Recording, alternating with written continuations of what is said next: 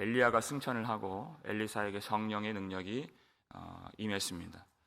이제 엘리야의 사역을 계승하는 이제 엘리사가 되는 것입니다. 그때 첫 번째 그의 이 사명이 19절에 나오는데요. 19절 함께 읽겠습니다.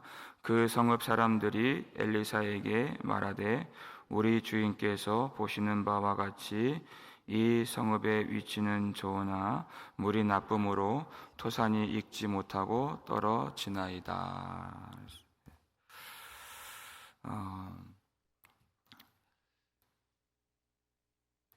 엘리사에게 성령이 임했을 때 그가 엘리야의 옷을 취하여서 요단강을 치니까 요단강 물이 갈라지는, 흩어지는 그런 일들을 보고서 거기에 있던 사람들이 15절 보니까 그에게로 나아가 땅에 엎드려 그에게 경배하고 이렇게 되어 있습니다. 엘리사에게 성령의 능력이 임한 것을 보고 엎드려 경배했다. 하나님의 사람인 것을 인정했다, 그 뜻이죠. 그러니까 사람들이 이제 엘리사에게 나아오기 시작하는 것입니다. 언제 하나님의 사람에게 나아오는가? 안 좋은 일이 생길 때 하나님의 사람에게 나아오는 것입니다. 그때 그 물이 나쁨으로 토산이 익지 못하고 떨어지나이다, 이런 심각한 문제를 안고서 엘리사를 찾아왔습니다. 물이 나쁨으로 토산이 익지 못하고, 이 토산이 익지 못한다, 땅에 있는 열매들이 익지 못하고 다 죽어간다. 세번역 성경을 보니까 이 대목에서 사람들이 아이를 유산합니다, 이렇게 되어 있어요. 그러니까 이 나무에 있는 열매들만 맺지 못하는 것이 아니라 물이 나쁘니까 사람이 물을 마시죠. 여인들이 불임하게 되고, 임신한 여인들이 유산하게 되고, 사람이나 짐승이나 모든 땅에 있는 것들이 다 죽게 되는 아주 심각한 그런 문제가 발생된 것입니다. 그때 엘리사가 해결책을 주는데요. 20절 말씀 함께 읽겠습니다. 엘리사가 이르되 새 그릇에 소금을 담아 내게로 가져오라 하매 곧 가져온지라. 새 그릇을 먼저 준비해라. 새 그릇. 한 번도 쓰지 않은 새 그릇을 가져오라. 그 새 그릇에도 의미가 있는 것입니다. 마태복음 9장 17절 보니까 새 포도주를 낡은 부대에 담지 말라. 어떻게 되죠? 그 발효하는 힘이 너무 세서 새 포도주를 낡은 부대에 넣으면 그것이 터져버린다 그랬습니다. 그러니까 포도주도 쏟아지고 가죽 부대도 버리게 되는 일이 발생되게 되는 것입니다. 새 포도주는 새 부대에 담으라는 것이에요. 새 것이 필요하다. 예수님께서 말씀하신 것은 예수님이 오셨을 때 그 유대인들의 낡은 전통과 옛사람의 습관과 행위로서 예수님을 믿을 수 없다. 그 옛 것들은 다 버려야 된다. 옛 질서와 새로운 질서는 공존할 수가 없다는 것입니다. 하나님의 계시는 점점 더 밝혀지게 되어 있습니다. 계시의 점진성이라고 하는 것이. 이만큼 하나님의 밝은 빛이 비춰졌는데 엘리야 때보다 엘리사 때 더 밝은 빛이 비춰졌는데 이제는 그보다 더 새로운 마음을 가지고 새로운 행동을 가지고 하나님을 섬겨야 하는 것이다 하는 뜻이에요. 예전의 낡은 방식, 예전의 낡은 마음의 태도를 가지고서는 하나님을 섬기는 것이 합당하지 않다. 새로운 그릇을 준비해라는 것이에요. 그리고 또 무엇을 명령합니까? 소금을 담아 내게로 가져오라. 소금을 담아. 그 썩은 물은 그 스스로 깨끗해질 수가 없습니다. 무엇인가가 필요한데 소금, 레위기 2장 13절 레위기 2장 13절을 보니까 하나님께 바쳐지는 소재에 소금을 넣으라 이렇게 됐어요. 소금을 넣으라. 소금은 부패를 방지하는, 정결하게 하는 재료로서의 소금인 것입니다. 그것을 깨끗하게 하는 것이 필요하다. 여러분, 지금 이스라엘의 문제는 물이 썩어버린 것이 아니라 그 마음이 부패한, 마음이 부정한 것에 대한 문제인 것입니다. 사실은 그것을 어떻게 하면 정결하게 할 수 있을까? 그 정결하게 하는 일이 반드시 필요한데 그것은 자기 스스로 할 수 있는 것이 아닙니다. 무엇인가 거기에 들어가야 되는 것이에요. 엘리사가 행동을 하죠. 21절 말씀 함께 읽겠습니다. 엘리사가 물 근원으로 나아가서 소금을 그 가운데 던지며 이르되 여호와의 말씀이 내가 이 물을 고쳤으니 이로부터 다시는 죽음이나 열매 맺지 못함이 없을지니라 하셨느니라 하니. 아멘. 물 근원으로 나아가서 그 준비한 소금을 그 가운데 던지며 이렇게 됐어요. 그 물에 근원에 소금을 넣었다 그랬어요. 우리도 마찬가지입니다. 진짜 문제는 우리의 마음의 부정함이었습니다. 그것은 사람 스스로의 행위나 노력이나 선행으로 정결함을 받을 수 있는 것이 아니라 베드로전서 1장 19절 보니까 오직 흠 없고 점 없는 보배로운 그리스도의 피로 된 것이니라 그랬어요. 우리를 정결케 하는 그 피, 사람 스스로 되는 것이 아니라 우리를 위하여 우리의 죄를 대속하시기 위하여 십자가에서 죽으신 예수 그리스도의 피로 된 것이니라 그랬어요. 그것이 들어가야 된다. 그 보혈의 능력이 필요하다. 그것을 의미하는 것입니다. 그것만이 아니라 그 복음의 능력은 항상 말씀을 통해서 주어지는 것입니다. 어떻게 복음의 능력이 우리 속에 임하게 되는가? 말씀이 선포되는 가운데 성령의 역사가 나타나서 복음의 능력이 우리에게 임하게 되는 것입니다. 그러니까 엘리사가 여호와의 말씀이 선포하죠. 여호와의 말씀이 내가 이 물을 고쳤으니 이로부터 다시는 죽음이나 열매 맺지 못함이 없을지니라 하는 것이에요. 하나님의 말씀이 선포되는 것입니다. 죽음이나 열매 맺지 못함이 다시는 없을지니라. 그랬더니 그 물이 고쳐져서 치료가 됐다. 이것을 통해서 엘리사 속에 여호와의 말씀과 성령의 능력이 있다는 것이 확실하게 증명된 것입니다. 여러분, 하나님의 말씀이 선포되어야 회복의 역사, 치료의 역사, 생명의 역사, 그것들이 일어날 줄을 믿으시길 바랍니다. 하나님 말씀이 선포되어야 되는 것이에요. 성령과 말씀이 그 하나님의 사람 속에 있었다. 여러분, 우리에게는 엘리사보다 더 탁월한 예수 그리스도의 말씀이 있습니다. 주님이 계십니다. 주님의 말씀이 우리 가운데 선포되면 모든 어둠의 견고한 진들이 무너지고 죽음의 권세가 다 물러가게 되는 줄을 믿으시길 바랍니다. 십자가에서 흘러나오는 생명수가 큰 강물이 되어서 그 강물이, 그 생명수 강물이 흐르는 곳마다 놀라운 회복의 역사, 생명의 역사가 일어나게 될 줄로 믿습니다. 엘리사는 하나님의 사람이었다 하는 것이에요. 그리고 23절 말씀 함께 읽겠습니다. 엘리사가 거기서 베델로 올라가더니 그가 길에서 올라갈 때 작은 아이들이 성읍에서 나와 그를 조롱하여 이르되 대머리여 올라가라, 대머리여 올라가라 하는지라.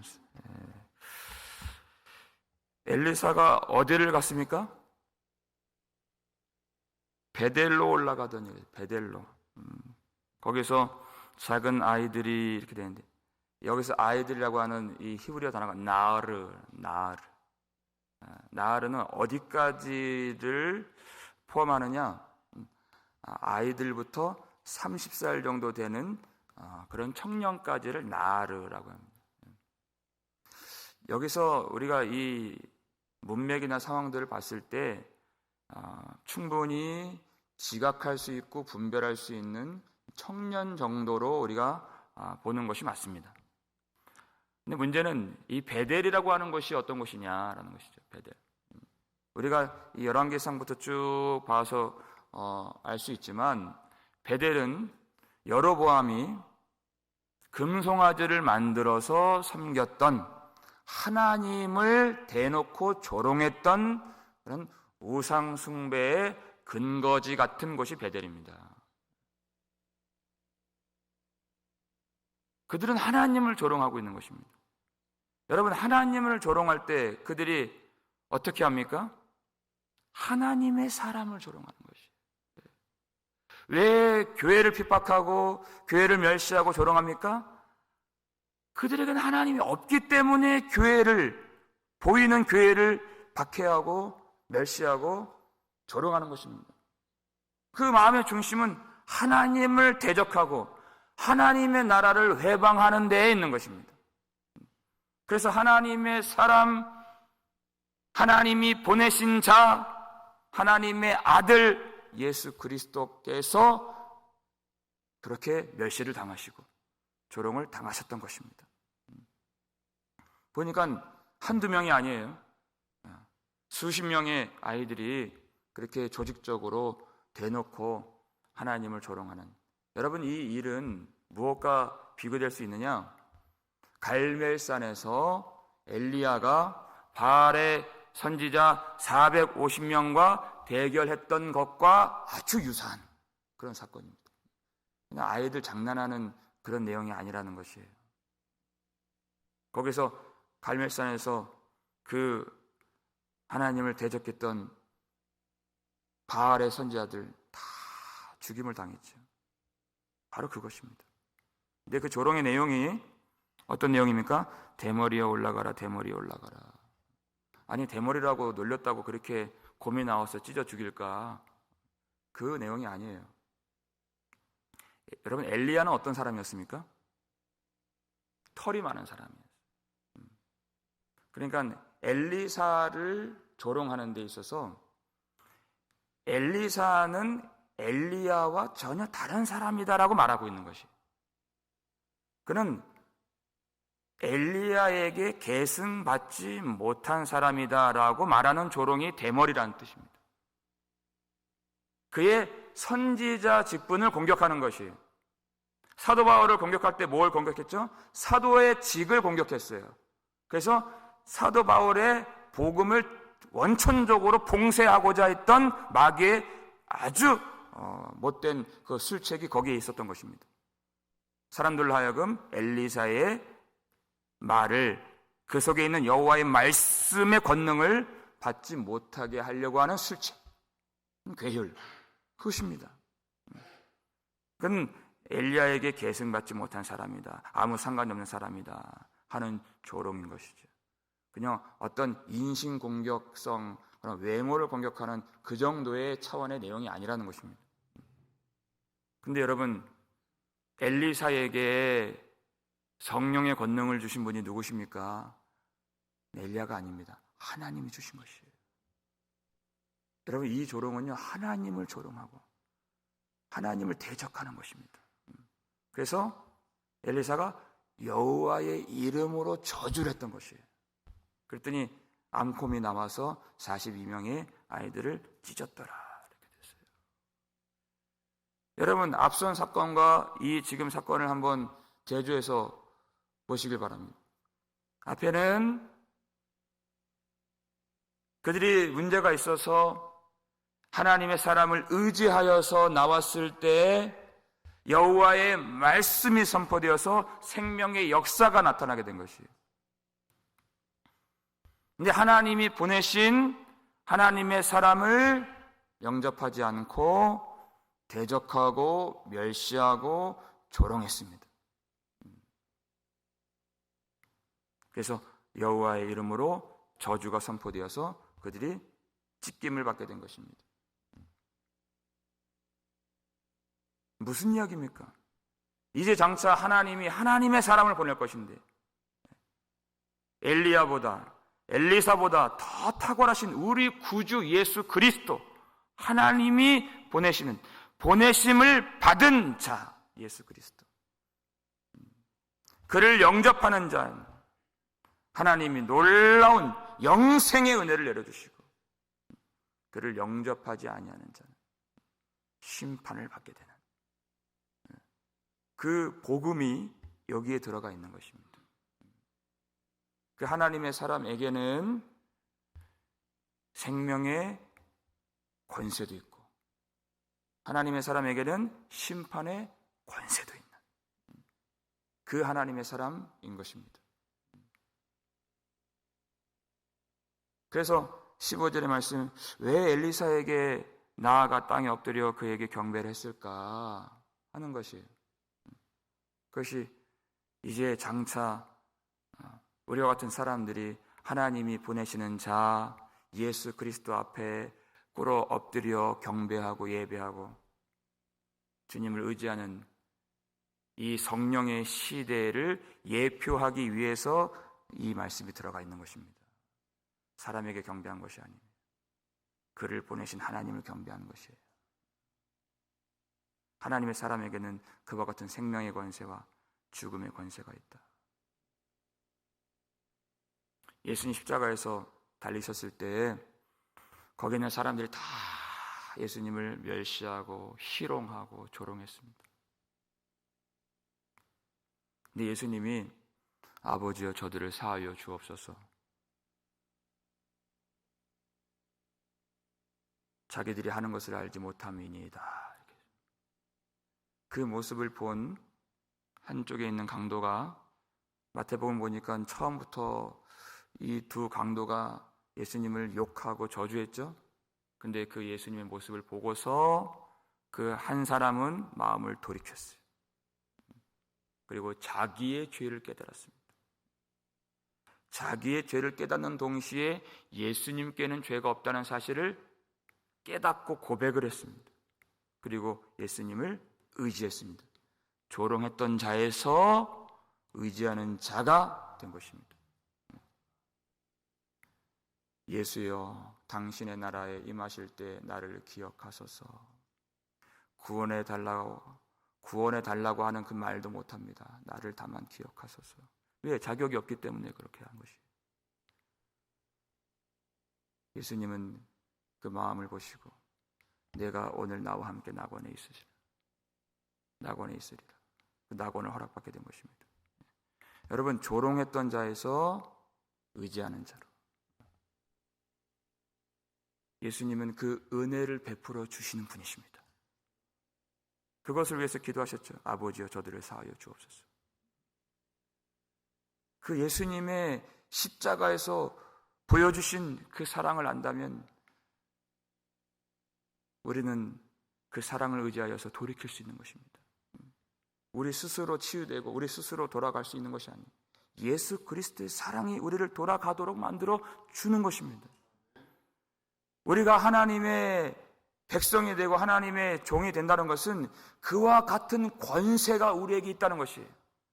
하나님의 사랑을 전할 수 있는, 하나님의 말씀을 선포할 수 있는, 우리 속에 예수 그리스도의 영이 머물러 계시기 때문에 하나님의 사람이 되어서 여호와의 말씀이 선포되면 사람들이 하나님께로 돌아오게 되는 놀라운 구원의 역사가 우리를 통하여 이루어질 수 있는 줄을 믿으시길 바랍니다.